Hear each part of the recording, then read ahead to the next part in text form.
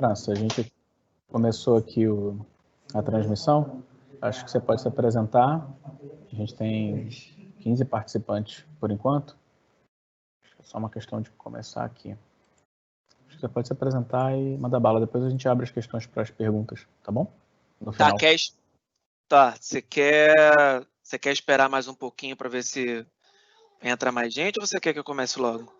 Não, acho que a gente pode iniciar para tentar cumprir a agenda. Já tem gente esperando e... Beleza. Vamos em frente. Vamos abrir essa temporada de apresentações que a gente vai fazer aqui pela ED, começando pela sua, de boas práticas de engenharia de software para atimizagens.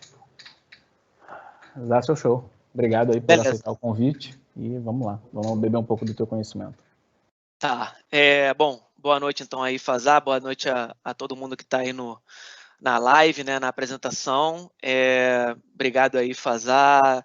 Obrigado, André, pelo convite aí para estar fazendo essa apresentação para vocês. Eu sei que a gente não deve começar apresentações pedindo desculpas, mas eu vou ter que começar a apresentação pedindo desculpas. Eu estou com a minha filhinha aqui de 1 ano e 8 meses em casa, né? Quarentena, a gente está isolado e a minha esposa está trabalhando, então pode ser que eu tenha que, enfim, pode ser que ela faça alguma participação especial durante a apresentação. Bom, mas vamos lá então, gente. Bom, o título da palestra é Boas Práticas da Engenharia de Software para Times Ágeis. Então, a gente vai falar um pouco aí de engenharia de software num contexto de times ágeis que me parece aí ser um contexto cada vez mais popular aí nas formações dos times, nas estruturas das organizações, incluindo algumas questões relacionadas a orientações arquiteturais, mais ou menos uns 30 e poucos slides. Bom, essa história tem, como dizem, senta que lá vem história, né? Essa história tem basicamente 3 partes. Basicamente a história que eu vou contar é de uma transição que eu fiz no passado, uma transição de emprego, né, de organização. E aquela história, a gente muda de emprego, acha que vai ser tudo novo, mas a gente acaba encontrando alguns desafios que a gente já esbarrou no passado. Mas, antes de começar, eu preciso me apresentar, né? Para quem não me conhece, eu sou o França, as pessoas me conhecem como França, né, que é o meu nome do meio. E, bom, quem é o França, né? Hoje em dia, a primeira coisa que o França é o pai da Rafaela, né? Não sei se vocês estão conseguindo ouvir a Rafaela no fundo, mas ela já está aqui gritando papá, papá. Rafaela aí é nossa primeira filha, então eu sou marinheiro de primeira viagem. E você imagina, marinheiro de primeira viagem em época de quarentena, né? Então tudo está sendo um grande aprendizado. Bom, academicamente e profissionalmente falando, academicamente eu sempre estudei tecnologia da informação, já estudo TI há bastante tempo, tenho um mestrado aí pela Unirio em sistemas de informação, tenho um doutorado pela UFRJ em engenharia de software, tenho algumas certificações, mas não vou ficar aqui lendo meu currículo para vocês, os meus contatos estão ali em cima, quem quiser, fique à vontade para me adicionar aí no LinkedIn. E profissionalmente falando, eu tenho muita experiência em consultoria, então eu tenho mais de 15 anos trabalhando em consultoria, em dezenas de projetos, trabalhei, a última consultoria que eu trabalhei foi a IBM, onde eu fiquei lá 10 anos, tive a oportunidade de trabalhar em projetos, inclusive no exterior, fui para a Austrália, fui para a Argentina, então foi realmente uma grande escola. Bom, tirando isso, né, o França também, pensando assim um pouco mais no lado humano, né, eu gosto muito de jogar videogame, então se alguém tiver PlayStation aí, fica à vontade para me adicionar na PSN. E uma outra coisa que eu gosto muito eu costumo dizer, fazer o dever de casa, né, que é o trabalho em cima dos feedbacks. Então, eu acho que feedback realmente é um presente e uma ferramenta muito poderosa, então desde já queria pedir a vocês aí que estão assistindo a apresentação. No final da apresentação eu vou passar um link para um questionário super curto de feedback, onde eu também passo o link para essa apresentação. Espero que vocês fiquem interessados e que queiram baixar a apresentação. E aí, o questionário de feedback, você preenche o questionário e no fim tem o link para baixar esse deck de slides. Bom, seguindo aí na linha da apresentação, né, a posição que eu ocupava na ocasião dessa história que eu vou narrar era uma posição que aqui no Brasil não é tão comum, né? Lá fora chama-se de principal software engineer, né, que seria um engenheiro de software como se fosse um líder, né? Ou enfim. E aí, o que é esse principal software engineer, né? A posição, e aí eu peguei até um fragmento do meu perfil do LinkedIn.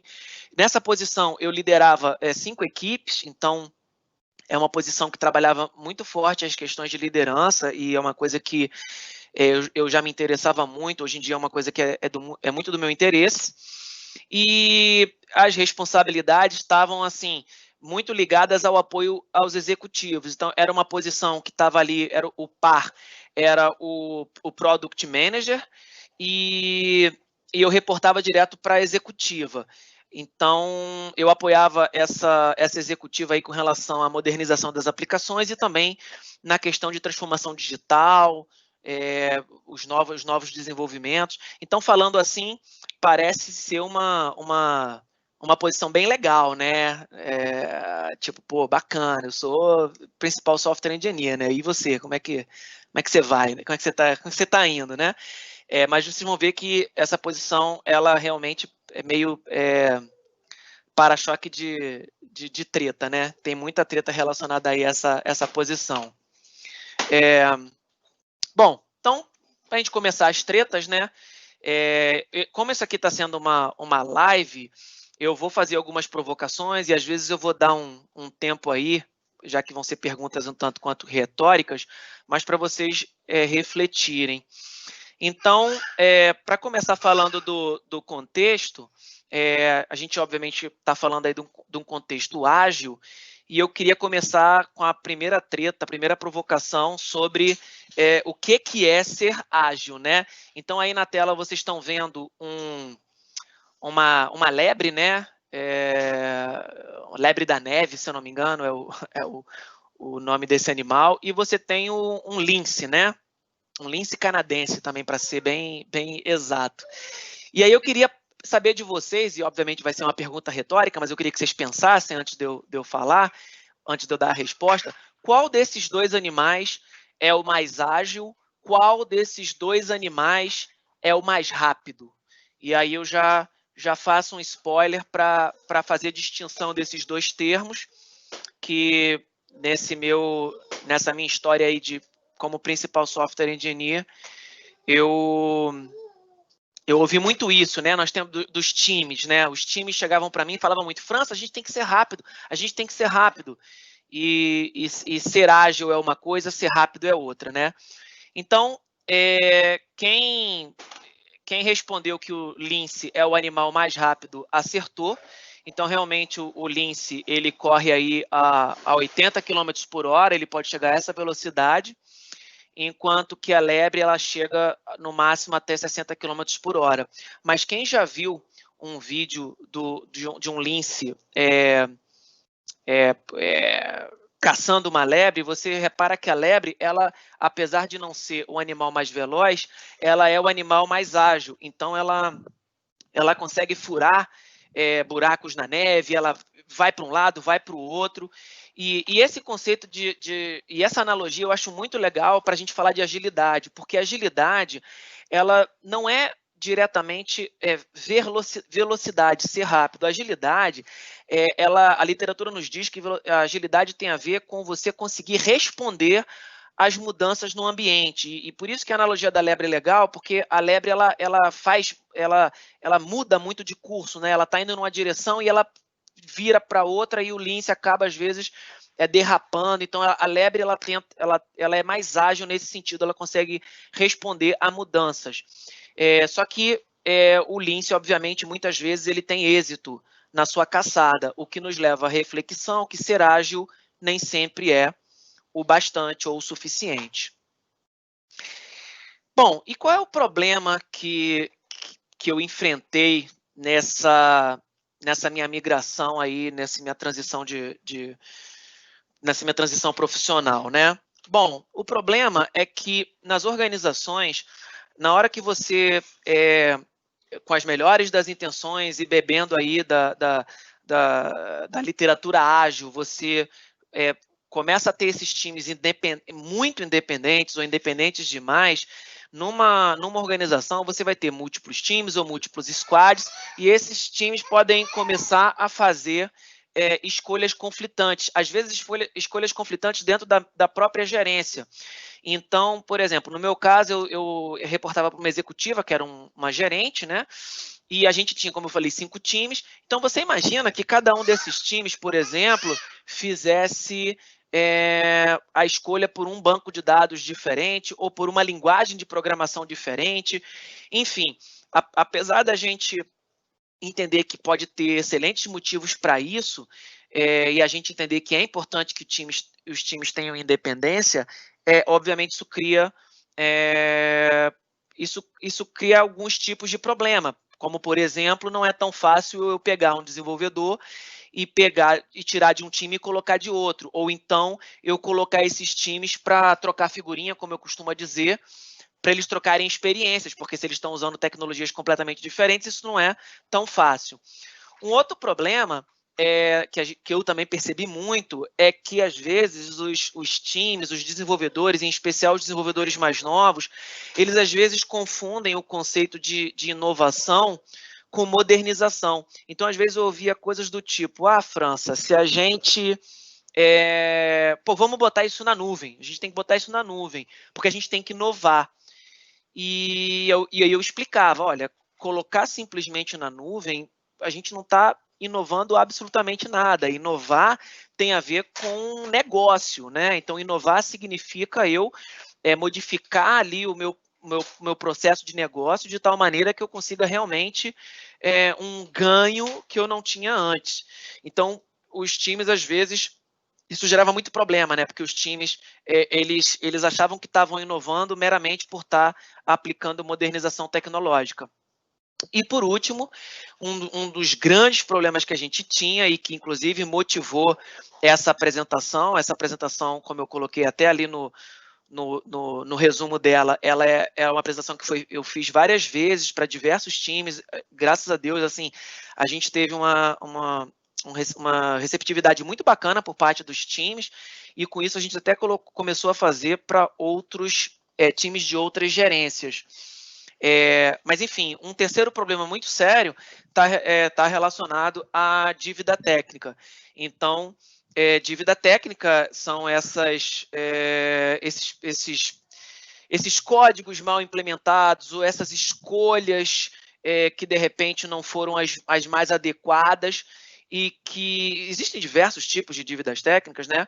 Mas, essencialmente, você está sacrificando qualidade, muitas vezes porque você precisa cumprir um deadline, mas o ponto é que essas dívidas técnicas, sendo acumuladas ao longo do tempo, elas têm um impacto direto na capacidade do time dar manutenção no software, e realmente pode chegar a um ponto de inviabilizar o software por si só. Vale a pena frisar que fazer dívidas técnicas é algo que faz parte do jogo. O ponto aqui não é você ser purista e dizer, não, a gente não vai fazer dívidas técnicas, porque vale uma analogia com a nossa própria vida. Durante a nossa vida, a gente contrai dívidas. A gente compra um carro, a gente compra uma casa, a gente compra um joguinho de PS4, e muitas vezes você compra isso parcelado, você compra isso financiado, você contraiu uma dívida, mesmo que você tenha pago no cartão de crédito. E isso é normal, ninguém está dizendo que contrair dívida é ruim. O problema é quando essas dívidas se acumulam e você se complica para pagar. Então, esse que é o ponto. E aí, uma ênfase maior, novamente, na questão da dívida técnica, né, do technical debt, que com o passar do tempo, conforme essas dívidas vão se acumulando e não vão sendo pagas, cada vez mais fica difícil você evoluir e corrigir o software, e muitas vezes a gente acaba até utilizando o termo do legado, né? O famoso legado, é aquele sistema que, Deus me livre, eu tenho que dar manutenção naquilo, porque aquele código é macarrônico, aquele código é complicado, é esquisito, né? Vários desenvolvedores mexeram no código ao longo do tempo, a gente não tem padronização, não tem testes, e, enfim, isso se torna realmente um grande problema.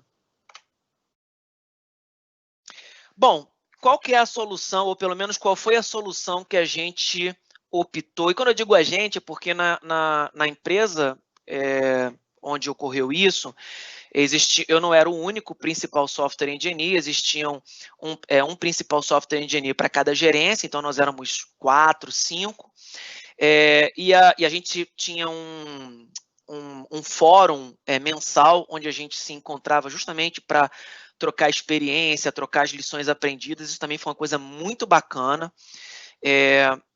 como se fosse uma grande retrospectiva dos engenheiros de software líderes, né? E a gente foi muito por essa linha da engenharia, né? Do conhecimento. Então, a maneira que a gente tinha para tentar convencer os times, a gente ia muito por essa linha de apelar para o conhecimento, mostrar dados e fatos e tentar trazer essas referências, né? E aí a gente uma das coisas que a gente gostava de colocar muito em perspectiva era o tempo em que a engenharia de software existe. Então, já são aí 50 anos, né? Essa apresentação, a primeira vez que eu fiz foi em final de 2018, então já haviam passado 50 anos, hoje a gente está um pouquinho mais. Foi o primeiro, foi uma conferência na organização do Tratado do Atlântico Norte, teve um paper clássico do McElroy sobre desenvolvimento baseado em componentes. E aí a gente gosta de botar em perspectiva, porque uma das tretas que eu mais enfrentei foi essa questão dos microserviços, né? Microservice Architecture. E aí, em 2018, hoje eu acho que talvez as pessoas, há um consenso na comunidade de que microserviços não é a solução para tudo, a arquitetura de microserviços não é a solução para todo caso, e que tem um overhead, um trade-off considerável. Mas em 2018 era assim, nossa, muito popular, e todo desenvolvedor, assim, todos os meus times queriam desenvolver usando a arquitetura de microserviços, e eu usava isso como argumento. Eu falava, gente, tudo bem, vocês querem usar microserviços, mas microserviços é uma coisa relativamente nova, né? 2011, 2012, o pessoal da ThoughtWorks cunhou o termo em meados do início da década de 2010. E engenharia de software é um troço muito mais antigo. Então, assim, o que você, tirando a coisa nova, mas o que você tem lido de literatura clássica da nossa área, né? E aí a gente começava a citar, né? Olha, o Peter Shand, o modelo de entidade de relacionamento, o Jordan, da análise essencial, o Pressman, da engenharia de software, o Barry Bowen, que tem estudos, inclusive, da parte econômica de software, o Meyer, que escreve sobre CQS, que hoje em dia também é muito popular, uma técnica chamada CQRS, mas poucas pessoas conhecem o CQS e está muito relacionado. O Brooks, que é um dos poucos autores que escreveram leis, né, na nossa área. Tem a famosa lei aí a lei de Brooks, que é a popularmente conhecida 9 mulheres grávidas não fazem um bebê em um mês, né? Que é a lei baseada se você tiver um projeto atrasado e você coloca mais recurso, o projeto tende a atrasar ainda mais por conta das linhas de comunicação. Gangue dos Quatro, o Bohan Boy Jacobson da UML, a Mary Shaw, que é uma excelente arquiteta de software, tem livros excepcionais, a Jeannie Ross, que é uma Enterprise Architect, também tem livros muito bons falando de integração. Uncle Bob, né, todo mundo conhece, Martin Fowler, o Eric Ivas do DDD, o Cockburn da arquitetura hexagonal, Sam Newman e o Chris Richardson, já mais recentes aí, escritores de arquitetura de microserviços. Então, isso aí, a ideia é dar uma provocada nos times de que tem muita literatura e os conceitos permanecem válidos até hoje. Quer dizer, quando você fala de acoplamento, coesão, acoplamento é uma coisa que hoje está sendo muito discutida. Os últimos livros que eu li de arquitetura de software falam muito de acoplamento, e acoplamento é uma coisa relativamente antiga, uma discussão antiga em engenharia de software. E aí eu trago uma provocação, e nessa hora, eu não sei se tem algum PO ou Scrum Master na live, mas geralmente nessa hora os Scrum Masters eles querem voar no meu pescoço, mas é uma provocação honesta, né? Eu costumo dizer o seguinte: olha, se eu tiver que construir um avião ou se eu tiver que construir um prédio, o que vocês acham que eu deveria utilizar? Engenharia ou filosofia? E aí é uma pergunta meio que óbvia, né? Ou aparentemente óbvia. E aí as pessoas falam, engenharia, você vai usar engenharia. Aí eu digo, olha, mas por que tem um pessoal aí que está falando aí de fazer uma coisa baseada em crenças, baseada em valores, que é uma coisa bem filosófica, fazendo uma clara alusão ao Manifesto Ágil. E aí gera aquele clima meio de os Scrum Masters querendo voar no meu pescoço. E aí eu explico que, na verdade, as duas coisas são importantes. Você não usa só engenharia e não usa só filosofia. Até porque você não... Imagina, eu sou um engenheiro de software, eu sou um desenvolvedor, só que eu sou uma pessoa que eu tenho desvio de caráter. Então, eu minto, eu saboto o código do meu... dos meus colegas de time, né? E aí eu pergunto, tá, olha só, eu sou um excelente desenvolvedor, um excelente engenheiro de software, mas eu tenho desvio de caráter. Vocês gostariam de trabalhar comigo? E todo mundo responde, não, eu não ia querer trabalhar com você. Então, não adianta só ter engenharia, obviamente que a gente também precisa ter valores. O lance é justamente balancear. E para quem duvida, né, que é importante ter esse balanceamento, eu trouxe aí um caso real. Isso não é alguém que me contou, eu presenciei isso. O problema que pode gerar quando essa balança do software ela realmente não está equilibrada. Então, eu tive uma vez um time que eles usavam o Scrum Guide como bíblia, né, e traziam sempre, não, a gente tem que ter flexibilidade, a gente tem que ter autonomia, nós temos que poder tomar todas as decisões que a gente julga que são as melhores para o produto. E eu comentava com eles, eu falava, gente, mas nem eu tenho total autonomia, né? Ninguém no mundo tem total autonomia. É óbvio que existem, né, os limites. E aí, o que acontece quando você só tem autonomia, otimismo, né? Porque, pô, esse time era super otimista. Não, cara, os usuários estão super satisfeitos com os protótipos e vai dar tudo certo. E um credo muito forte no Scrum, porque a gente vai fazer o dobro na metade do tempo. E assim, só para deixar claro, não tenho nada contra o Scrum, uso o Scrum. Meu ponto, de novo, você não pode... Eu acho que você deveria ter as duas coisas, né? Valores e engenharia, né? E muita liberdade. Então, eu cansei de ver o pessoal no meio do expediente parava, ia jogar videogame, ia jogar totó, né? E flexibilidade. Então, cada pessoa do time chegava num horário diferente, e aí, eu vou compensar no final de semana. Então, assim, era algo bem estranho para mim, né? Que, enfim, sou das antigas, né? Sou da época ainda, né? Trabalhei muito waterfall, né? E aí, o que eu sentia que faltava nesse time? Eu sentia que faltava experiência. A maioria das pessoas eram pessoas muito novas, pessoas com pouca experiência, profissionais júniores, no máximo plenos, né? Não se tinha muito cuidado com a arquitetura, com questões estruturais do produto, não tinha-se muito planejamento, nada assim, muito pouco de engenharia e muito pouco de consistência.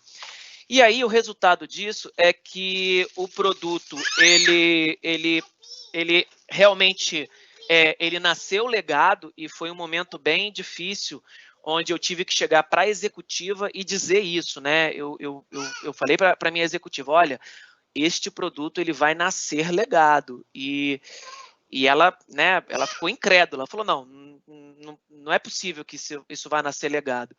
E realmente nasceu legado. A gente teve que refazer o o produto, né? Eu costumo dizer que só tinham 2 problemas nesse produto, era o front-end e o back-end, eram as únicas 2 coisas que tinham problema. E, enfim, né, gerou aí um prejuízo aí na ordem, eu estimo, de uns 4 milhões de reais. E aí, gente, se você está no Vale do Silício, se você tem investidores que estão ali, sabe, injetando dinheiro, 4 milhões de reais para você não é nada, né? Beleza, né? Tem aí a máxima aí que o pessoal fala no Vale do Silício, que é fake it until you make it, né? Mas em muitas empresas isso não é uma realidade, isso não é uma possibilidade. Então, em muitas empresas a gente presta conta, a gente tem deadlines, a gente tem um compromisso, quer seja com a área de negócio, quer seja com a própria empresa parceira, no caso de uma consultoria. Então, de novo, eu acho que é muito importante você ter esse balanceamento. Eu acho, sim, acredito muito em autonomia, em empowerment para os times, mas eu acho que, né, o equilíbrio é saudável, tá ok? Bom, então essa primeira parte aí foi para mostrar para vocês um pouco da apresentação do problema, né? E aí agora essa parte 2 eu vou contar um pouco para vocês de como é que eu comecei a tentar endereçar essas questões. Então, eu fui aos poucos tentando colocar alguns conceitos, talvez um pouquinho mais de formalismo, mas com muito tato, porque, por um lado, eu precisava ganhar a confiança da minha executiva, né? Se vocês lembrarem, eu estou contando uma história onde eu tinha pouco tempo de casa, eu tinha acabado de fazer uma transição profissional, então, e a minha executiva comprava muito, assim, eu a conheço até hoje, ela acredita muito nessa coisa do ágil, como eu também acredito, então eu tinha que ganhar a confiança dela e também ganhar a confiança do time, porque o time também era muito fácil ele me ver como o cara que vem aqui querer cuspir regra, né, para não usar outro verbo. Então, realmente endurecer sem perder a ternura, né?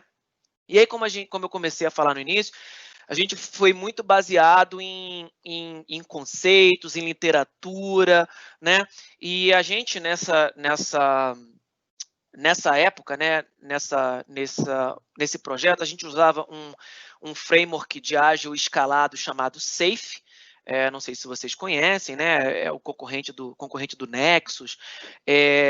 E o próprio SAFe começava a dizer uma coisa muito bacana. O SAFe ele usava um termo chamado de arquitetura emergente ou design emergente, mas ele dizia o seguinte: olha, por mais que a gente entenda que as coisas vão emergir ao longo da sprint, ao longo das PIs, né, que é o conjunto de algumas sprints, a gente entende que um pouco de planejamento pode evitar perda. Então, você vê que o próprio SAFe, que era o framework, né, ligado à metodologia que nós utilizávamos, o próprio SAFe já dizia isso. Então, você vê que eu tentava abordar a coisa no sentido de, olha, não é o França que está falando, é o framework que a gente usa aqui que diz isso, né? Então, eu tentava pegar frases de terceiros para justamente despersonalizar, para não parecer que era eu que estava ali tentando me impor, né? Então, tem essa coisa do não tenha pressa, mas não perca tempo. Então, você tentar encontrar de novo essa coisa do balanceamento, né? Pode ser clichê, né? Mas se quer ir rápido, vá devagar. Porque também, se você for rápido na direção errada, você vai ter que voltar. Então, enfim, de novo, tudo balanceamento. E aí, existe um outro conceito um pouco parecido, que não é exatamente a arquitetura emergente, mas a arquitetura evolutiva. E aí eu queria já deixar para vocês a dica de um livro.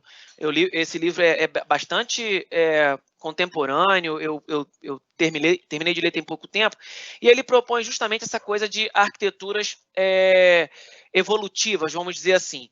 E basicamente, eu não vou, obviamente, aqui pretensão de resumir o livro em um slide, mas basicamente a arquitetura evolutiva ela está baseada em 3 grandes pilares. E aí, assim, o primeiro pilar, mudança incremental. Então, eu tenho que ser capaz de evoluir gradativamente, e eu tenho certeza que já tem gente pensando em práticas DevOps, e é isso aí mesmo. A mudança ela tem que ser guiada, e por isso que ela é evolutiva, né, no sentido de eu vou melhorando positivamente, eu vou evoluindo, né, como o termo. Então, eu, de alguma forma, preciso medir se eu estou indo na direção certa, e eu preciso ter um acoplamento adequado, né? Eu preciso... Então, eu tinha já falado sobre isso, que acoplamento é uma discussão que está em voga atualmente. Então, como eu falei, mudança incremental, na prática, tangibilizando um pouco o que eu estou falando. Práticas DevOps, né? CI/CD, então eu tenho que ser capaz de deployar, né, entregar com certa velocidade, tem que ser possível conseguir fazer esse deploy de forma incremental, sem ser um código todo.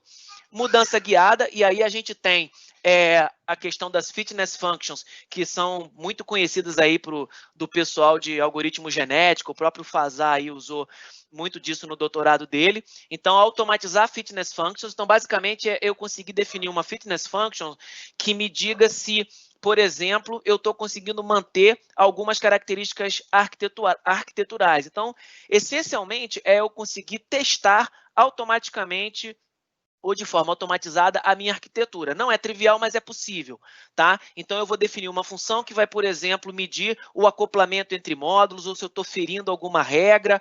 E aí, com isso, como isso vai rodar no pipeline, eu consigo garantir que a arquitetura não está sendo sacrificada com as novas versões da aplicação. Então, aqui é como se eu evitasse, por exemplo, criar dívidas técnicas consideráveis.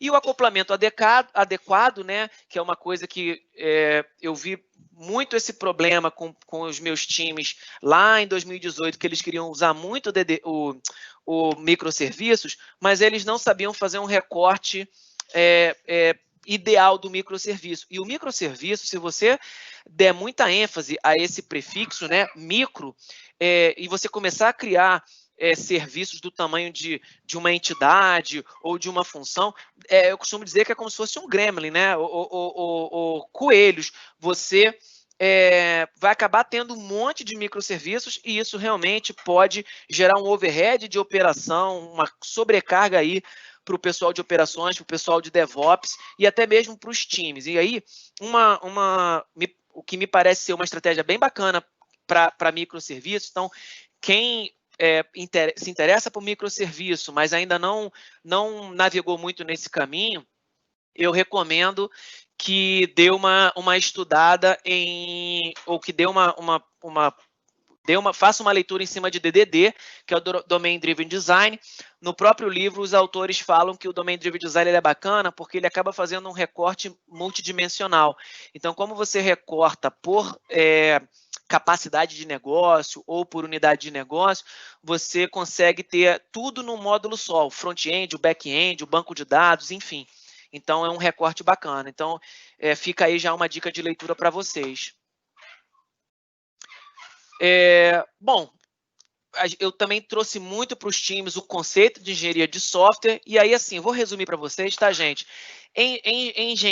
Né? Engenharia de software, engenharia é saber fazer, né? Então, eu não estou tocando de ouvido, né? Não estou tocando violão de ouvido. Eu consigo ler partitura, eu sei o que é uma escala pentatônica. Então, assim, tem uma teoria ali por trás. Isso faz diferença. Eu não estou agindo meramente de forma empírica. Então, é saber fazer. E engenharia é uma coisa que são múltiplas dimensões. Então, eu falo para os desenvolvedores, olha, tem aspectos econômicos, inclusive, né? Então, não é só o software, se a tecnologia é melhor ou pior. Eu tenho outros aspectos que eu preciso levar em consideração, tá? Um outro conceito que eu também discuti muito com os times é o conceito de decisões arquiteturais, e isso é importantíssimo, porque, na verdade, o problema ele está todo girando em cima dessas decisões, né? São decisões estruturais, e quem é que vai tomar essas decisões? São os times que estão tomando as decisões, os times estão tomando as decisões de maneira coerente, ou está sendo uma coisa completamente... cada um faz de uma maneira. Então, o que é a decisão arquitetural, né? O architectural decision? É exatamente isso, é uma decisão estruturante da solução. Então, por exemplo, a escolha de um banco de dados. Será que eu vou usar um banco de dados relacional? Será que eu vou usar um banco de dados orientado a grafos? Ou um banco de dados NoSQL? Enfim, baseado em documentos? Então, são essas decisões e que você deveria parar para pensar um pouco mais, não tomar essa decisão de uma forma tão rápida, de novo, né? A questão de ser ágil, ser rápido, porque é uma decisão que é dita custosa ou vai demorar muito, né? Ou vai ser difícil de você revisitar essa decisão. E aí, o que a gente precisa pensar na hora de tomar uma decisão arquitetural? E aí, esse material, como eu falei, a gente usava ele como treinamento mesmo com os times. Então, a gente dizia para os times, olha, beleza, vocês identificaram que tem uma decisão relevante e vocês vão ter que tomar essa decisão. Tá, o que a gente quer deixar com vocês de reflexão para vocês pensarem? Primeiro, qual é o problema que você quer resolver? Então, é importantíssimo focar no problema. E é incrível a quantidade de vezes onde o time ou um desenvolvedor ou uma desenvolvedora chegava para mim focando na solução. Então, a gente tem que resolver dessa maneira. Tá, mas resolver o quê? Primeiro, me explica qual é o teu problema para poder eu te dar uma opinião. E aí, falando rapidamente um pouco do meu papel, eu ficava muito, como eu falei, de conselheiro dos times, conselheiro dos desenvolvedores, porque a ideia era realmente de conquistá-los, não era chegar por cima e dizer, não, eu tenho que usar aqui meu carimbo, senão essa decisão não vai passar. E aí, outra coisa que tinha que ser visto, né? Quais são as nossas premissas? Porque pode ter algum tipo de premissa. Olha, a gente tem uma premissa que a gente não pode mais criar aplicações on-premises, porque a gente está querendo desativar os data centers. Um exemplo, né?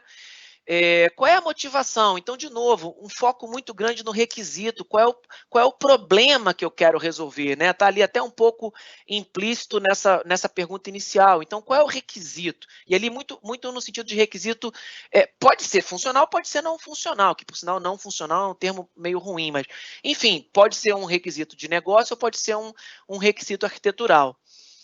Quais são as alternativas? Esse ponto número 3 era um ponto que eu batia muito com os times, porque muitas vezes os times vinham com uma alternativa só. E eu dizia, tudo bem, mas se você me dá só uma alternativa, assim, como é que eu posso comparar? Então, a gente falava muito isso com os times. Gente, sempre pensem em mais de uma alternativa. Eu sei que vai ter uma que, pela tua experiência prévia, ou porque você simpatiza com a tecnologia, você provavelmente vai tender a uma solução. Mas tenta vir com alternativas. É saudável você ter alternativas. E aí sim, beleza, qual vai ser E claro, os prós e contras de cada alternativa, né? Que são os trade-offs que eu vou falar um pouco mais daqui a pouco. Qual é a decisão final? Qual é a justificativa? Isso é importantíssimo, né? Olha, a gente escolheu essa alternativa por conta disso. E quais são as implicações, né? Que são os trade-offs, que tem tem relação direta com o item número 3, que é justamente os prós e contras. E se você é arquiteto, eu não sei, eu sei que tem outros colegas arquitetos aqui na live. Se você é arquiteto, você já matou a charada que isso aqui, na verdade, vai virar um ADR, né? Vai virar um Architectural Decision Records, que é um documento que mostra por que uma decisão relevante foi tomada, até porque o próximo amiguinho que chegar no projeto pode, de repente, ler esse documento e entender por que certas decisões foram tomadas. E aí, só um exemplo, né? Esses treinamentos a gente procura dar muitos exemplos para os times. Então, imagina um sistema interno, um business to employee, né? Um CRUD, vamos dizer assim. E aí, exemplos de premissas. Como eu falei, olha, a gente agora faz cloud first, porque a gente quer parar de ter sistemas on-premises. Olha, a gente faz uma coisa chamada monolith first, né? E esse item, os desenvolvedores davam um pinote na cadeira, né? Porque, de novo, na época era muita coisa de, não, vamos fazer microserviço. Mas, assim, hoje já é até ponto batido. A recomendação geral da academia e da indústria não se começa por microserviço. Você começa por uma... Tem gente que chama de monolito modular. Eu, particularmente, também não gosto desse termo. Mas, enfim, você começa maior, né? Talvez até um serviço parecido com o tamanho de um serviço SOA, talvez ali no nível de processo de negócio, não de atividade. E aí você refatora quando você sente a necessidade. API first, então também é uma coisa que a gente, vamos dizer assim, a gente fez muito esse education, né? Então a gente começou a incentivar muito aos desenvolvedores, antes de começar a implementar, cara, faz aí o Open API Specification, faz o Swagger, traz para mim, vamos discutir com os outros desenvolvedores, quer dizer, você já tem uma análise prévia, você tem a documentação, então é uma coisa que a gente entende que é muito positiva. No nosso caso, a autenticação tinha que ser a DFS, né? Então, nada de você inventar cadastro de usuário na tua aplicação. Pode parecer meio óbvio, mas, enfim, é bom deixar isso explícito. E também muito baseado em prática de DevOps. Hoje em dia não tem como, então tem que ter aí o Continuous Integration, Continuous Delivery e, obviamente, com uma boa cobertura de testes, né? E aí, ênfase total no famoso princípio KISS, né, que vocês devem conhecer, que é o Keep It Simple, Stupid, né? Então, assim, isso também é consenso. A gente não busca a melhor arquitetura, a gente busca a arquitetura mais adequada. Então, isso é uma coisa que, inclusive, foi uma das primeiras coisas que eu falei com a minha executiva, foi essa frase, né? E eu lembro que assim, ela, como assim a gente não vai buscar a melhor arquitetura? Né? Isso é uma quebra de paradigma. Então, o próprio Safe, que, de novo, aí sou eu utilizando o framework que a gente utilizava para não parecer que era o França que estava falando. Então, construa a arquitetura, construa usando a arquitetura mais simples que pode funcionar. E aí, como eu falei, gente, tomar cuidado para não botar a carroça na frente dos cavalos, né? Então, teve um caso que eu nunca vou esquecer, nunca mais vou esquecer, que foi um desenvolvedor que chegou para mim e falou: olha, França, a gente está com problema. Tá bom, qual é o problema? A gente precisa a gente precisa botar um Elasticsearch. Tá bom, por que a gente precisa botar um Elasticsearch? Porque a gente não tem Elasticsearch. Então, assim, eu não ter Elasticsearch não pode, né, um serviço aí, tem gente que considera também como um NoSQL de consultas complexas, eu não posso ter o requisito não temos Elasticsearch para justificar implementar um cluster de Elasticsearch. Quer dizer, Elasticsearch, geralmente, quando você implementa através de cluster. Isso tem um custo muito relevante. Então, assim, eu acho que o ponto de atenção aqui é, primeiro, não ser agnóstico. Então, por exemplo, eu substituí um outro arquiteto que ele era fanzaço de AWS, então ele no LinkedIn ele botava 6 vezes certificado AWS e toda a solução para ele tinha que ser usando coisas da AWS. A AWS é sensacional, eu gosto muito da AWS, mas nós, por natureza, nós já somos tendenciosos, né? A gente tende sempre aquilo que a gente já conhece, é da natureza humana. Então, eu como arquiteto, eu como principal software engineer, eu como líder técnico, eu preciso tentar me policiar para ser o mais agnóstico possível. E eu não posso entregar tecnologia pela tecnologia, eu não posso entregar um Elasticsearch porque nós não temos Elasticsearch. Então, eu realmente preciso ter a minha entrega orientada pelo negócio. Bom, como parte também do treinamento dos times, a gente passou para eles drivers, né? Então, assim, quando você for tomar decisões arquiteturais, lembra lá que eu comentei que era bom que você tivesse alternativas, né? Como é que você pesa essas alternativas? Porque, legal, agora você já está trazendo 3 alternativas para a gente discutir a solução. O próximo passo é avaliar essas alternativas. E aí nós temos fatores técnicos e fatores não técnicos. Como fator técnico, primeiro a gente tem a adequação. Então, primeira coisa, resolve o problema. Essa tecnologia que você quer utilizar, ela realmente resolve de maneira eficiente, de maneira efetiva, né? Tipo, você não vai precisar revisitar isso depois. Quão madura é essa tecnologia? Então, assim, você quer usar uma biblioteca que está na versão 0.2 e que não tem nem um ano. É isso, você quer botar esse componente num sistema crítico da empresa. Então, assim, quão maduro é essa tecnologia? Né? O suporte, de novo. Então, cara, eu quero usar um componente aqui que eu olhei no GitHub e ele tem 3 mantenedores. É o cara, o irmão mais novo e o vizinho. Sério que você quer botar um componente que é mantido por 3 pessoas num sistema corporativo? Então, assim, essa tecnologia que você quer usar, como é que ela é? É fácil procurar por dúvidas sobre essa tecnologia no Stack Overflow, por exemplo? Então, de novo, eu não estou dizendo que não é para usar open source. Não é isso que eu estou dizendo, mas assim, existem open sources e open sources, né? Então, o Hadoop, por exemplo, é um open source, qualquer coisa da Apache, né? É super confiável e é muito usado pela comunidade. Então, é fácil você buscar suporte. Agora, um componente, uma biblioteca JavaScript que só tem 3 mantenedores, realmente é um risco que você está colocando na tua solução. E é óbvio que, vou falar aqui o clichê, a corrente é tão forte quanto o elo mais fraco. E para fechar os fatores técnicos, exclusividade. Então, é uma coisa que às vezes também a gente esquece. Então, eu tive um caso que o desenvolvedor queria usar o Dynamo da AWS. A gente precisa de um banco NoSQL, a gente podia usar o Dynamo. E eu provoquei, eu falei, olha, por que a gente, ao invés de usar o Dynamo, a gente não usa o CouchDB ou o MongoDB, que não são exclusividades da AWS? Vai que amanhã a gente quer ir para Azure.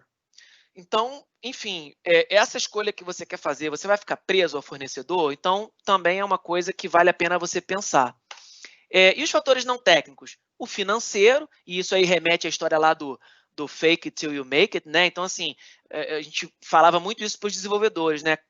Eu falava assim, olha, o cartão de crédito que está cadastrado na AWS é da nossa gerente, e acredite, ela vai olhar a fatura. Então, o desenvolvedor, às vezes, ele perde um pouco essa noção que tem grana envolvida. Então, assim, cara, o quanto custa essa tecnologia? Inclusive, o custo de homem-hora. Porque pode ter tecnologias muito específicas que, para você ir no mercado e buscar, vai no mercado e busca um programador de Scala. Talvez qualquer uma dessas linguagens funcionais que são muito usadas em sistemas financeiros. Vê lá quão fácil é e qual é a hora de um desenvolvedor Scala, de um desenvolvedor Clojure. É diferente de um desenvolvedor Java, de um desenvolvedor .NET, né? Por quê? Porque não tem jeito, gente. É oferta e demanda, né? Então, questão financeira, questão de recrutamento, que tem um pouco a ver com isso que eu acabei de falar. Então, eu preciso aqui de um desenvolvedor Node com conhecimento de Apache Kafka.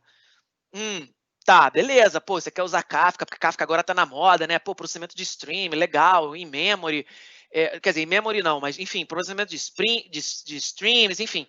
E aí, tá, mas vai ser fácil recrutar esse tipo de profissional? Familiaridade, isso eu acho que isso é muito importante nas organizações. Então, por exemplo, na empresa, a gente buscava muito ter sinergia com outras gerências, como eu já falei. Então, assim, a gente quer usar Go. Tá bom, vamos usar Golang. Tá. Quem aqui na empresa, eu não estou dizendo nem na gerência, quem na empresa conhece Golang? Putz, cara, ninguém. Então, assim, se eu precisar, de novo, trocar desenvolvedores, ou eu digo trocar, não é no pejorativo, não. Às vezes é trocar porque as pessoas gostam de fazer movimentos internos. Isso é muito saudável. Ou se eu precisar trocar lições aprendidas, eu não vou ter como fazer benchmark com ninguém. E mesmo no mercado, né? Eu particularmente, eu não conheço, assim, que me vem à cabeça, eu não conheço nenhum profissional que trabalhe com Golang, né? Então, até para isso seria difícil trocar perspectivas. E por último, mas não menos importante, tendências, né? Então, provavelmente hoje você deveria pensar 2 vezes em escrever uma solução usando COBOL ou usando Clipper, né? França, você quer dizer que não tem como? Eu acho que o arquiteto ele tem que evitar radicalismos, né? Então, assim, não vai ter nenhum caso onde COBOL se Claro que a gente sabe que até hoje tem casos para COBOL. Mas, enfim, vocês entenderam aqui o espírito da coisa. É você olhar para o Technology Radar da ThoughtWorks, você olhar para o Magic Quadrant do Gartner e ver se essa tecnologia que você quer utilizar, se ela realmente está sendo vista como algo que está na tendência ou se é algo que está começando a ser visto como obsoleto. Então, também tem que tomar cuidado com isso. E, assim, os desenvolvedores começam a ficar mais espertos, os times começam a ficar mais espertos na hora que você mostra esses múltiplos critérios. E é claro que dificilmente uma escolha vai ganhar nota 10 em todos os 8 critérios. Normalmente uma escolha vai ganhar em algum critério e vai perder em outro. E aí é onde vem os trade-offs e a justificativa técnica. Bom, falando então agora dos trade-offs, né, das compensações. Então, geralmente, as pessoas, né, os times, eu notei que nem sempre eles viam os trade-offs. Então, muitos desenvolvedores, muitas desenvolvedoras só olhavam a parte boa, né, os benefícios, mas não enxergavam os contrapontos. E isso é muito importante, né? Geralmente o arquiteto, o principal software engineer, ele não tem essa inocência, eu diria, de só ver o lado positivo. Ele também busca pelo trade-off. E há quem diga que se você não está enxergando o trade-off não é porque ele não existe, é porque você não conseguiu enxergar ainda. E aí eu vou dar aqui um exemplo real, né? Isso aqui também foi, aliás, a maioria das coisas que eu estou falando aqui são, essa história que eu estou contando é uma história que ocorreu comigo. Então, aconteceu uma vez, eu estava numa reunião com a minha executiva e estava junto dois product managers, né? No Safe, o product manager é o líder dos POs, vamos dizer assim, né? Então, é o cara relacionado ao business. E aí um dos product managers virou para mim e falou assim: França, eu preciso que essa solução ela tenha alta performance. E aí a primeira coisa que eu fiz foi perguntar para ele: sério? Alta performance? Bom, você sabe o que é alta performance? Claro que eu não falei assim, né? Mas olha, alta performance é sistemas do tipo que controlam caldeiras, centrífugas nucleares, onde você tem tempo de resposta de milissegundos, senão você pode ter um problema, um desastre, né? Vidas podem ser perdidas, né? E isso geralmente é sistema de alta performance. Você precisa de alta performance ou você precisa de bom desempenho? Porque tem diferença de alta performance para bom desempenho. E aí, qual foi o problema dessa história? É que ele começou a me dar outros requisitos que, na verdade, estavam mais para solução do que para requisito, né? Então, ele dizia assim, mas tem que rodar na nuvem. Tá, só que peraí. Um sistema na nuvem, ele é mais lento do que o sistema on-premises, na largada. Ah, não, e outra coisa, eu quero usar os últimos serviços da AWS, e a AWS, ela normalmente disponibiliza os novos serviços numa região que é no norte da Virgínia, lá em cima. Então, assim, entendi. Ao invés de eu usar o data center da AWS de São Paulo, você quer que eu use o data center lá dos Estados Unidos. Ou seja, aumentou ainda mais a latência. Então, eu perdi ainda mais desempenho. E outra coisa, eu quero que você use o T2 Micro, que é um tipo de máquina virtual na AWS, que ela é quase gratuita, porque ela é muito mirradinha, ela quase não tem poder de processamento, mas ela tem a vantagem de ser gratuita, porque ele não queria ter custo com a AWS. Eu falei, sensacional, então eu perdi de novo em processamento, porque eu estou usando uma máquina que não tem poder de processamento. E outra coisa, né? Você vai usar Docker, né? Você não vai usar... eu quero que você use container, né? Legal, você perdeu de novo o processamento, porque o container ele cria mais uma camada ali entre a aplicação e o sistema operacional. Então, é óbvio que quanto mais camadas, maior o delay. E eu quero que seja baseado em microserviços, porque os times falaram que microserviço é a coisa da moda, então eu quero microserviço. Legal, então você perdeu de novo velocidade de processamento, porque é claro que o teu monólito lá, que roda tudo interprocess, é claro que comunicação interprocess é mais rápida do que comunicação via rede, né? Então você perdeu de novo o processamento. E o pessoal falou para usar GraphQL, porque aí facilita as consultas. Bacana, então você quer usar GraphQL, né? Esse é um framework, né? Muito assim, patrocinado, feito pelo Facebook para poder ajudar na comunicação, na montagem de consultas de microserviço. Legal, é um negócio bacana pra caramba. Só que você botou mais uma camada de processamento. Então, você vai perder de novo o processamento, né? Escrito em JavaScript, que vão me tacar pedra aqui, não vou dizer quem, mas que é uma linguagem interpretada, ou seja, então JavaScript, Python, e eu sei que vão advogar que dá para compilar, pré-compilar o Python, mas vocês entenderam o espírito da coisa. O ponto é que você está usando uma linguagem de script que tende a ter um desempenho inferior a uma linguagem de fato compilada. enfim, há controvérsias. E, claro, tem que ter segurança, então também vou ter um step a mais. E integrando com o sistema de retaguarda que fica aqui no Rio de Janeiro. Ou seja, a minha conexão vai lá para os Estados Unidos, volta pela VPN para a rede aqui de dentro, consulta o meu legado, sobe de novo para os Estados Unidos e desce para o usuário. Lembre-se que o requisito inicial do Product Manager foi alta performance. E aí eu tive que falar na frente da minha executiva que era impossível. Cara, não tem como. E aí, de novo, né? Minha executiva, de novo, abriu o olhão, abriu os olhos, não. Como assim? Mas temos que ter... Então, assim, não dá, são requisitos conflitantes, né? Você não tem jeito, você tem que mudar alguma coisa aqui, porque essa solução ela está conflitando algumas coisas, tem que priorizar os requisitos.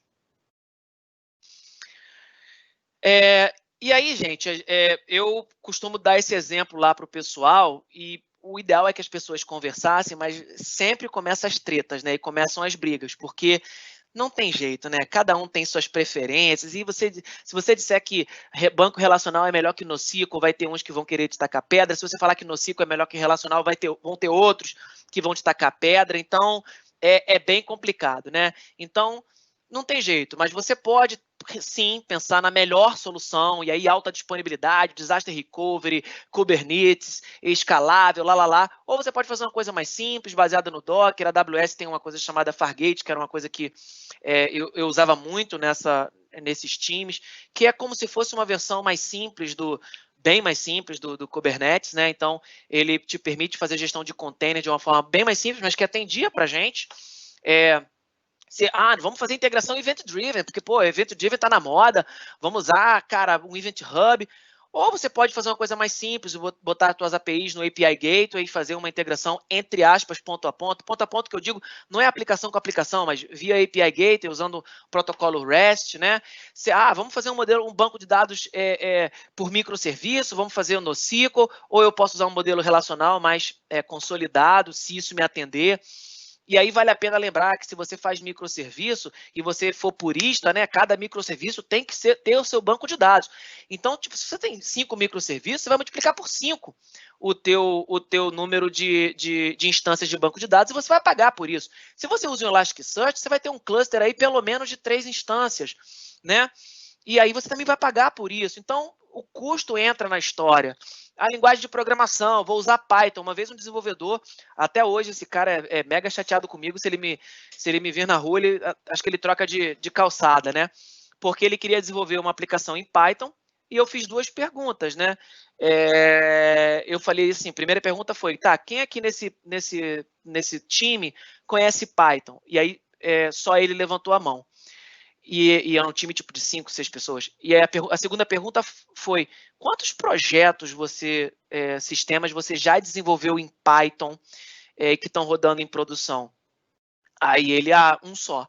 Então, assim, e aí eu levei para executivo. Falei, olha, a gente está desenvolvendo um produto numa linguagem de programação que se esse cara ficar com dor de barriga, se esse cara sair de férias, eu não sei como é que esse time anda. Então, óbvio que você precisa, em contrapartida na nossa realidade, C#, por exemplo, era uma linguagem, essa empresa ela era muito parceira, a Microsoft era uma parceira muito forte. Então, sei lá, 80% dos desenvolvedores da empresa, de diferentes diretorias, de diferentes gerências, conheciam C#. Então, era muito mais fácil você crescer o time ou fazer alguma coisa nesse sentido. Tá? E aí, mesma coisa para o front-end, vou fazer SPA, vou fazer PWA, enfim, vou usar Vue.js, vou usar React, tem que se pesar prós e contras, as pessoas conhecem, ou seja, aqueles critérios técnicos e não técnicos que eu já apresentei. E o back-end, mesma coisa, né? Vai usar microserviço, vai usar uma web API modular, enfim, e por aí vai. Vamos usar serverless, né? Que é outra coisa também que está na moda, que o pessoal, não, vamos usar Lambda, vamos usar Azure Functions, e tem que ser pensado, porque você vai fazer um Function as a Service, você vai ter um repositório separado, você vai ter um time separado para manter aquilo, então o deploy vai ser mais um pipeline, então, de novo, você começa a ter, às vezes, a tua solução muito fragmentada, e fragmentada demais, quanto mais tecnologias você utilizar, mais complexidade você traz para a solução. Então, de novo, não estou dizendo para usar uma ou outra, eu estou dizendo que, às vezes, você vai ter a melhor solução e, às vezes, você vai ter a solução mais adequada. E a minha orientação é que você sempre busque a solução mais adequada. Era a orientação que a gente dava para os times e que, graças a Deus, os times começaram a viver isso. E aí que, nesse momento, eu faço um quiz, obviamente que vai ser uma coisa meio retórica, porque a gente está aqui meio que desconectado, mas eu vou dar alguns segundos para vocês, pelo menos, pensarem nas respostas. Né? Quando eu faço essa apresentação para os times, é legal, porque aí, de fato, a gente faz os testes e vê as pessoas respondendo. E aí, basicamente, é o seguinte, né? Eu preciso de... Vamos botar na prática tudo que a gente falou. Preciso tomar uma decisão arquitetural. Eu quero um armazenamento de dados, né? E aí, tá bom. Será que eu uso um banco relacional? E aí, gente, o arquiteto, eu costumo dizer que um bom arquiteto, ele tem o faro ou o olfato apurado. Então, eu preciso sentir o cheiro do problema, eu preciso sentir o cheiro da solução que eu estou desenvolvendo para saber se um banco de dados relacional casa bem com aquilo. E aí eu pergunto para as pessoas, como é que eu sei se eu devo usar um banco relacional? Qual é o cheiro de um banco relacional? E aí, enfim, né? O banco relacional, geralmente, as pessoas respondem algo do tipo, quando eu tenho dados que se relacionam, estruturas bem definidas, eu quero garantir integridade relacional e por aí vai. Beleza. Mas e se for um NoSQL? Qual é o cheiro de um NoSQL? Como é que eu sei? Isso aí está me cheirando a um NoSQL. Acho que isso aqui eu tenho que implementar o NoSQL. E aí, normalmente, as pessoas respondem que o NoSQL, né, ele que vem, inclusive, a reboque aí do Big Data, ele é muito utilizado quando você tem... São os 3 Vs, né? Volume, variedade e velocidade. Então, você precisa de desempenho, né? Você precisa de consultas muito rápidas e o NoSQL, ele normalmente você paga o preço de ter um pouquinho de redundância, mas para você ter consultas mais rápidas, porque ele é desnormalizado, ele geralmente tem uma escalabilidade horizontal estupenda, né? Ao passo que o relacional, por exemplo, eu já vi Oracle Hack com 2 servidores, mas não foi pensado para uma escalabilidade horizontal, acho que diria que é mais para vertical. E o NoSQL tem essa característica, né? Mas e se for um banco de dados baseado em grafo? Nossa, qual o cheiro? E aí fica legal, porque quando você fala relacionar em NoSQL, beleza, todo mundo está acostumado com aquilo e fala. Quando você já traz um grafo, aí já tem desenvolvedor que fica, opa, caramba, o cara já fica por grafo, né? E aí, geralmente, tem alguém que fala, olha, banco de dados em grafo, quando você tem uma hierarquia muito grande, né, nas relações. Então, cara, eu preciso fazer o modelo do Facebook, eu quero saber quais são os amigos do Fazar que não são meus amigos, né? Então, você tem essas coisas muito de relação de hierarquia. Essas consultas no banco relacional começam a ficar bem complexas. Num banco em grafos, geralmente, ele resolve isso com mais facilidade. Vamos subir um Elasticsearch, né? E aí, de novo, qual é o cheiro do Elasticsearch? E aí eu tive um produto, esse produto que naufragou, né? Que deu lá o prejuízo, eles tinham, por exemplo, Elasticsearch. E uma vez eu perguntei para o time, né? Eu perguntei para o desenvolvedor, cara, mas para que raios você botaram um Elasticsearch aí? Não, porque nós temos... pesquisas complexas. Falei, cara, me dá um exemplo de pesquisa complexa. Eu quero pesquisar por Senhor dos... E aí eu quero que venha Senhor dos Anéis. Falei, bom, esse cara não conhece o operador like do SQL, definitivamente. Então, assim, geralmente Elasticsearch você vai botar quando, de fato, você tem múltiplas fontes de dados que você quer consolidar e você quer essas consultas, de fato, mais complexas, onde você vai dar pesos para, se tiver no título, eu vou dar um peso. É a famosa consulta Google, né, lá do Search Engine Optimization, né?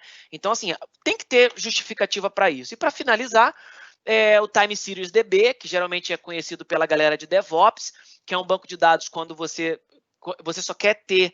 Ele é muito usado, inclusive, para auditoria, porque você só vai ter, normalmente, escrita e leitura, você não tem alteração, você não vai ter exclusão, porque a ideia dele...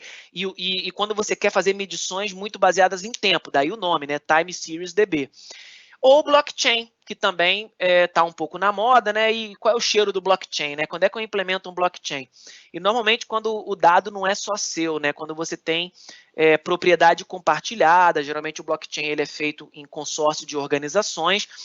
e também muito usado quando você tem alguns requisitos de segurança relacionados a não repúdio, a integridade, né? Você não quer, depois que a informação foi gravada no Ledger, você quer garantir que ninguém possa alterar, né, aquela informação, né? Então, blockchain, todo mundo sabe que está por trás do Bitcoin, né? Então, esses são alguns exemplos de armazéns de dados, entre aspas, né? E que, cara, todos eles são opções, mas você tem que saber qual é o cheiro. E aí, cuidado com as paixões, né? Como eu botei ali. No caso da minha tese de doutorado, eu usei banco NoSQL e banco relacional. Aí eu dou o exemplo, porque eu usei relacional para uma coisa e usei NoSQL para outra, e você pode fazer isso. Você pode ter parte da sua solução usando coisas diferentes, né? E aí, gente, para fechar, que eu já estou estourando meu tempo, a parte aí que eu acho que é muito importante, que são as lições aprendidas. Então, eu apresentei para vocês aí o problema, né, a transição profissional que eu fiz, entrei num contexto aí que eu lidava com a executiva e com times, tentando ganhar a confiança deles, porque estava uma coisa muito errática, né, estava muito anárquica, e aí a gente focou nessa estratégia que eu passei para vocês, dar esse banho de loja no pessoal de engenharia de software, o que é engenharia, o que é arquitetura, o que é decisão arquitetural, o que é trade-off, como é que eu tomo decisões arquiteturais. E aí, quais foram as lições aprendidas que eu quero compartilhar com vocês rapidamente?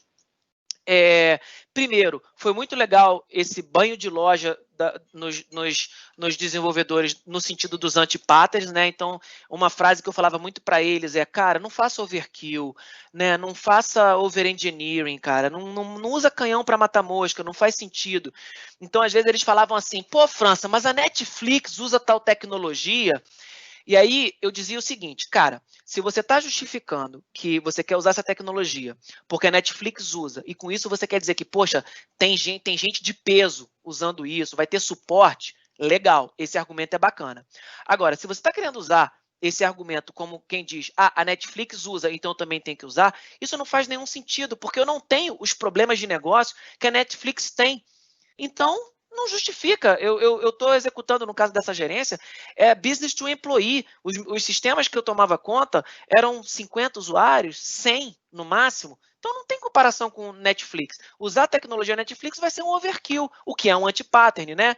Gold plating, que é muito conhecido do pessoal de requisitos, dos POs, que é você dar uma solução que o usuário não pediu. Aí tem uma propaganda que eu não sei se vocês vão lembrar, um tempo atrás, era alguma empresa de seguros, eu acho, que o advogado deixava o carro na mecânica para consertar o retrovisor, e aí os mecânicos inadvertidamente botavam um neon embaixo do carro, e o cara falava assim, cara, o que você fez com o meu carro? Eu não pedi para você botar neon. Então, assim, cara, você não entrega uma coisa para o usuário que o usuário não está pedindo. O que tem tudo a ver com o IAGNI, né? Só que o IAGNI eu tô querendo entregar para o outro desenvolvedor, é o You Ain't Gonna Need It, né? Então, o IAGNI é quando eu escrevo uma função e aí eu começo a fazer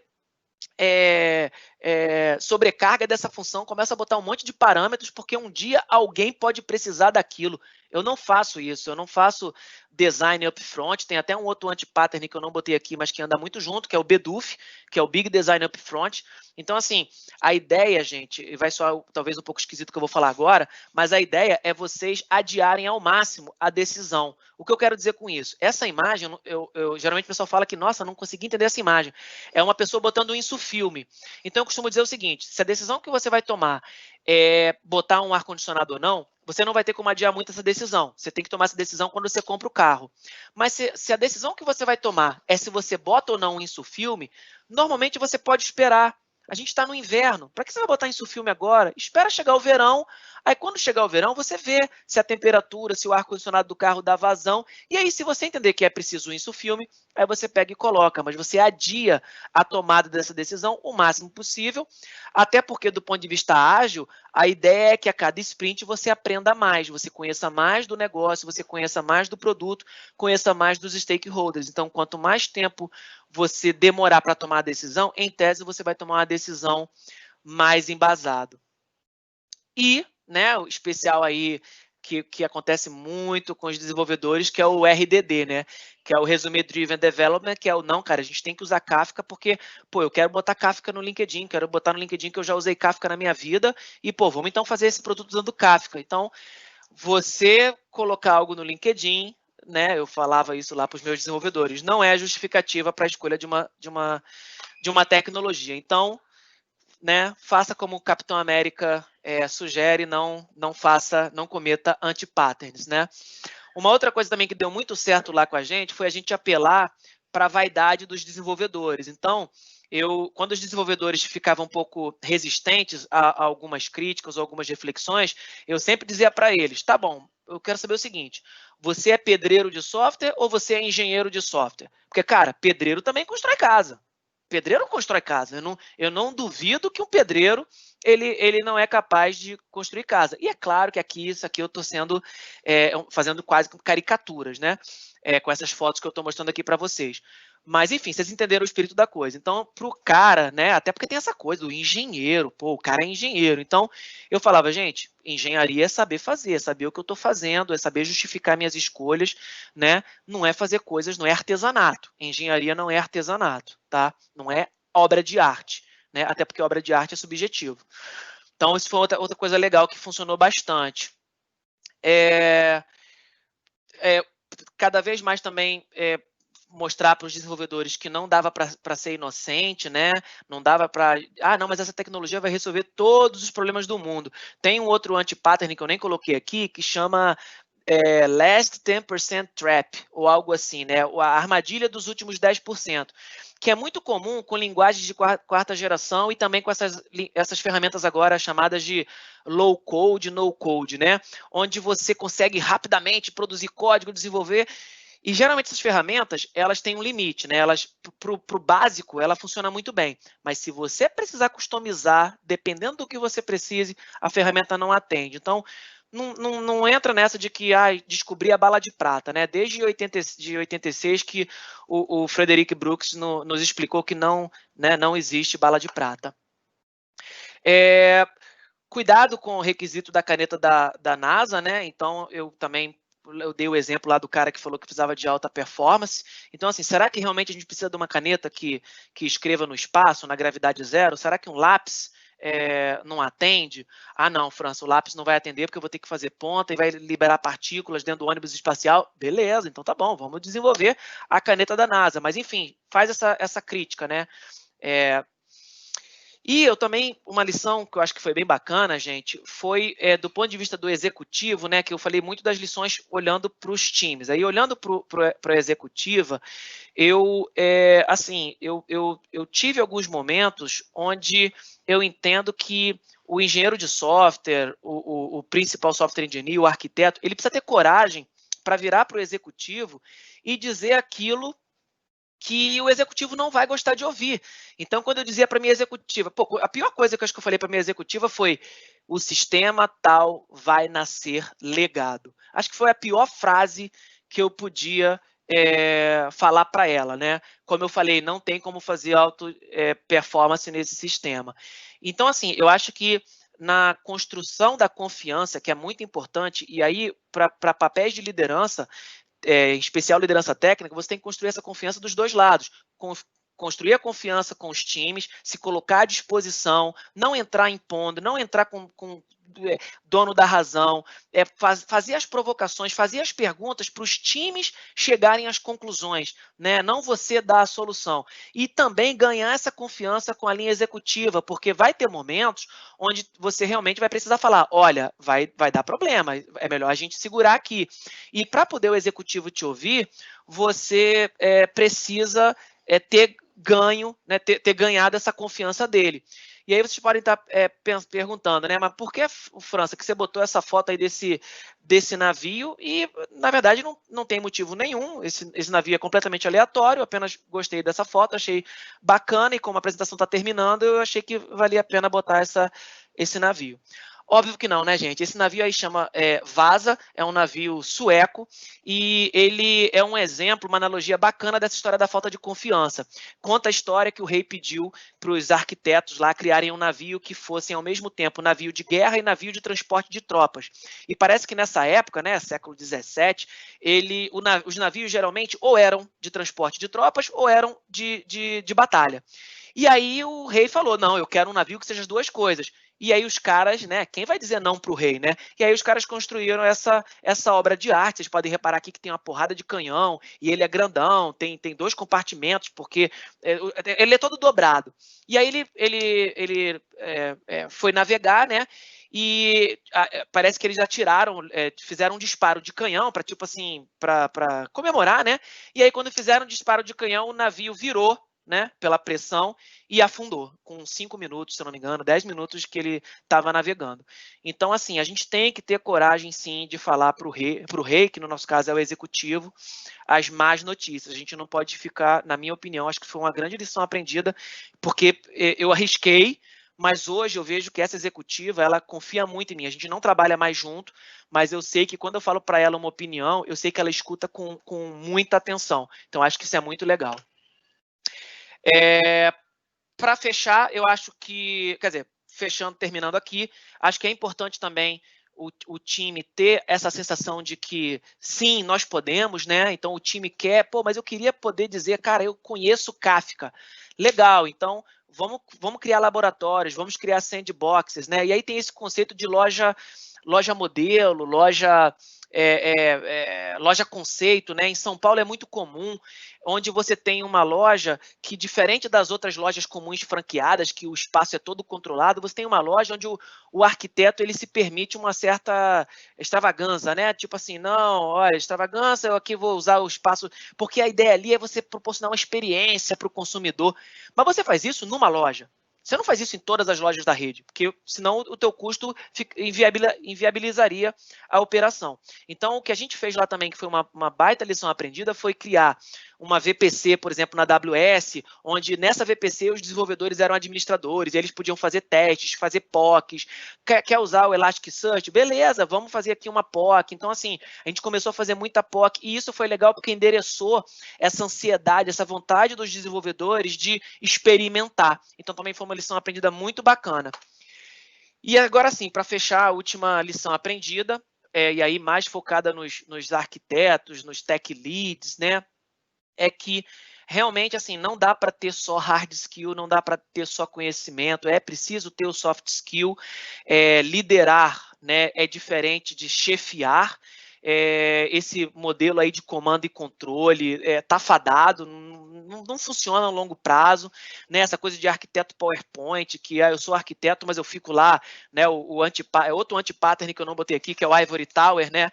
Que eu fico no meu andar, eu fico aqui no meu departamento, e eu entrego aqui um PowerPoint para os times, e ó, daqui para frente vocês que é com vocês. No PowerPoint funciona, né?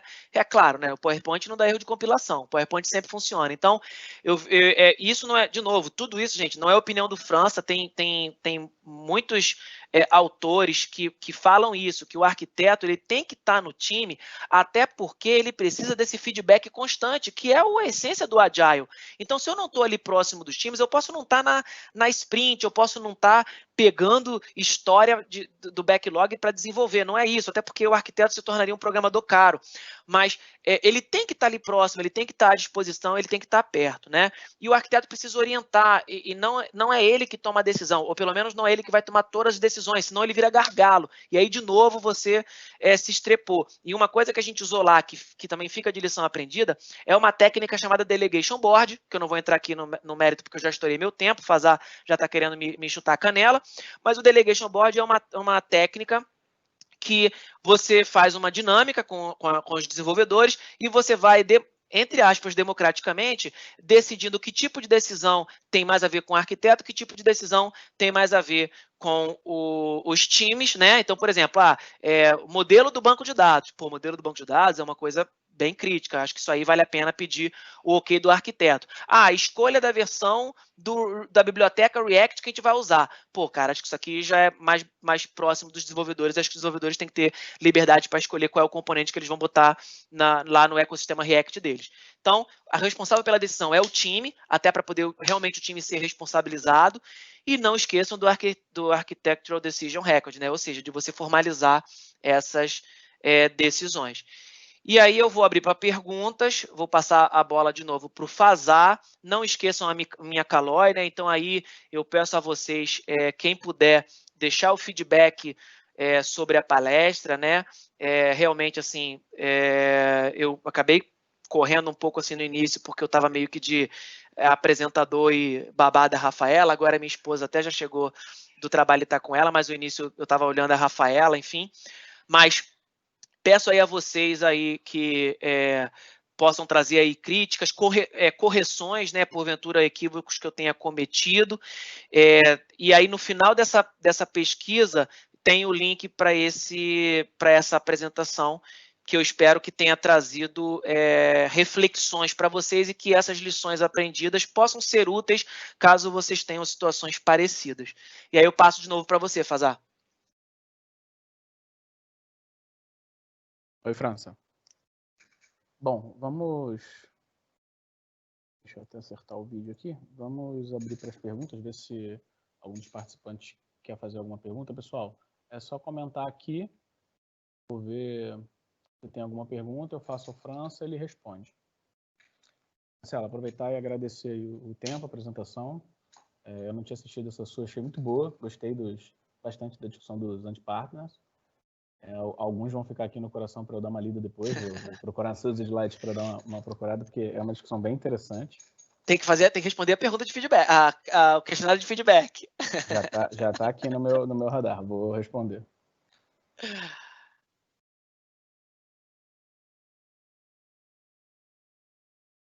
Bom, acho que a gente não vai ter perguntas, foi bem instrutivo para mim, espero que tenha sido para todo mundo. A gente vai continuar com algumas apresentações, primeiro no ciclo mensal, então vou reforçar, França, obrigado por ser o primeiro a aceitar o convite e abrir aqui o ciclo para a gente. Muito bom ouvir um pouco da tua experiência, do que você trouxe, e espero te ver em próximos aqui conosco. Beleza, cara, eu que agradeço aí a vocês pela oportunidade, pela responsabilidade, né, de abrir esse ciclo aí de palestras que vocês vão fazer. Fiquei muito feliz e mais uma vez aí me coloco aí à disposição se alguém quiser depois trocar uma ideia, né, e espero aí que vocês tenham gostado. Se puderem deixar um feedback, eu vou agradecer muitíssimo. Uma excelente noite a todos. Boa noite a todos, obrigado pela participação, pessoal. Um abraço, França. Abraço, tchau, tchau.